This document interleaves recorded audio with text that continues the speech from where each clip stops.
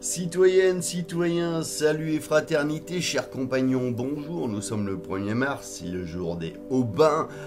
Et oui, une longue absence, les deux personnes qui me regardent ont dû être mortes de peur. Simplement, dimanche dernier, j'ai reçu un appel pour me demander de remplacer un conférencier en urgence, pendant une semaine, j'ai écrit une conférence sur Jean Moulin, qui est ma passion. Et j'ai fait cette conférence samedi. Voilà. Donc d'où la raison de ce silence pendant une semaine. Toi et toi, vous avez dû être morte d'ennui. Voilà, donc le tour de la France par deux enfants écrits par G. Bruno, une lecture par votre serviteur Grégory Baudouin. Le chapitre 116, une visite au jardin des plantes, les grands carnassiers, les singes. La maxime du jour: visiter un jardin d'histoire naturelle, c'est comme si on faisait un voyage à travers toutes les parties du monde et de tous les règnes de la nature. Les trois visiteurs montèrent sur le haut d'un omnibus et la lourde voiture partit au trot, les emportant tout au long des quais animés qui bordent la Seine. Julien et André ouvraient tout grand leurs yeux pour tout voir. Après une demi-heure, l'omnibus s'arrêta devant la grille d'un vaste parc et nos trois amis entrèrent sous les arbres qui entrecroisent leurs branches juste au-dessus des allées. Là, bien des gens allaient et venaient, mais c'est surtout vers la droite qu'on voyait une grande foule, et ce fut par là que l'oncle Franz mena Julien. Ils arrivèrent devant des espèces de grandes cages grillagées derrière laquelle on voyait s'agiter des bêtes féroces. Dans la plus grande, c'était un lion d'Afrique, à la crinière brune, qui tournait avec impatience autour de sa cage et bâillait en face de la foule. En face de lui, d'autres cages, d'autres lions, les uns dormant, les autres couchés sur le dos. L'un d'entre eux, le plus jeune, était en train de s'amuser avec une grosse boule de bois qu'on laisse toujours dans les cages des lions. Il la roulait comme un jeune chat fait d'une pelote de fil. Il la lançait, puis bondissait après, la rattrapait. Et tout le monde de rire, y compris Julien.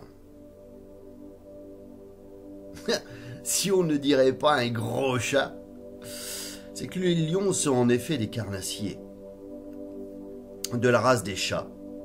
Ce sont des chats avec lesquels il ne ferait pas trop bon jouer néanmoins.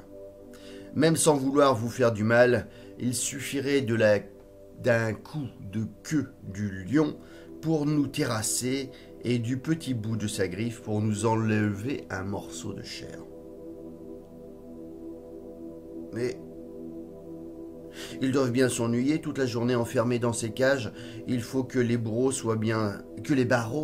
soient solides pour qu'ils ne puissent les briser. Lapsus.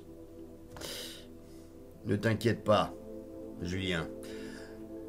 Ce sont des barreaux de fer sur lesquels ni leurs dents ni leurs ongles ne peuvent rien. Et on continua la promenade. À côté, c'était le tigre royal, qui est presque aussi grand que le lion, mais bien plus féroce. Il tournait avec une inquiétude fiévreuse tout autour des barreaux, regardant les yeux mi-ouverts d'un air hypocrite.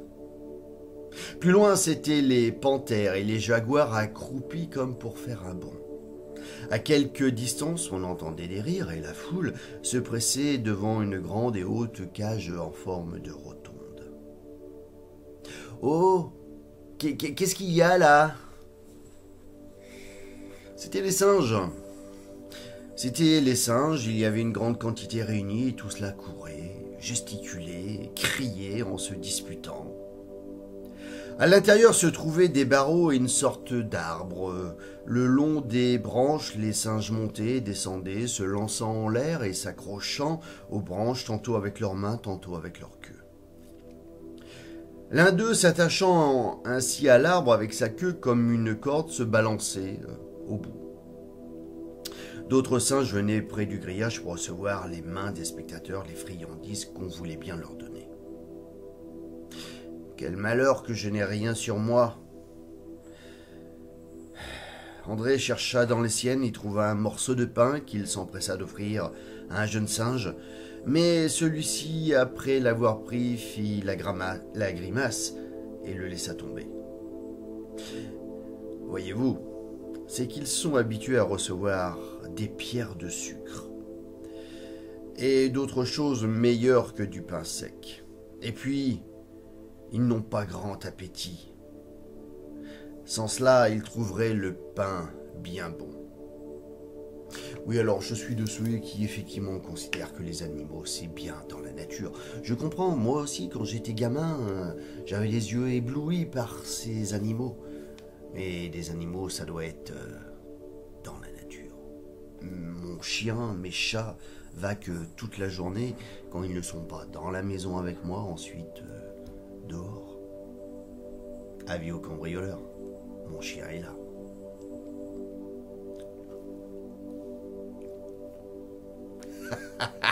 Le facteur peut vous en parler. Bien, voilà. Demain, le chapitre 117, la suite, la fosse aux ours, l'éléphant. Quelques gravures, néanmoins, pour ce chapitre, pas des plus agréables. La loge des bêtes féroces au Jardin des Plantes de Paris. Les bêtes féroces réunies dans la ménagerie du Jardin des Plantes appartiennent à l'ordre des carnivores, animaux dont les dents sont propres et à broyer de la chair. Les principales familles de l'ordre des carnivores au carnassier sont la famille des ours, des chats, depuis le chat domestique jusqu'au tigre et au lion, des chiens, depuis le chien domestique jusqu'au loup et au renard, et des hyènes.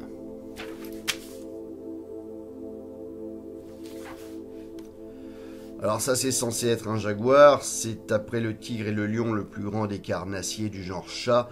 Il vit en Amérique, surtout au Mexique et dans la Plata. Il se plaît dans les grandes forêts, près des fleuves, grimpe aux arbres comme un chat. Il poursuit les singes, s'attaque même à l'homme. Comme quoi, il est mieux dans la nature, même eux le disent.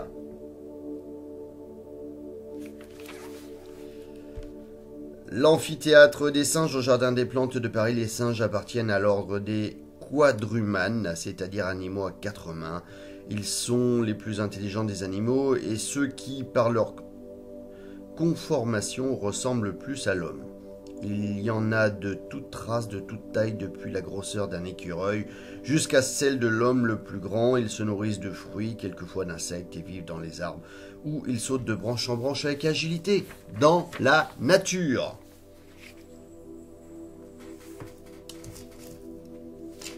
Ceci étant dit, vive la nature, la vraie, pas celle de l'écologisme. Je dis ça, je dis rien. D'ici demain, portez-vous bien, par le ciel, partout, pour tous. Que la force soit avec vous, portez-vous bien encore une fois. Salut les fraternités.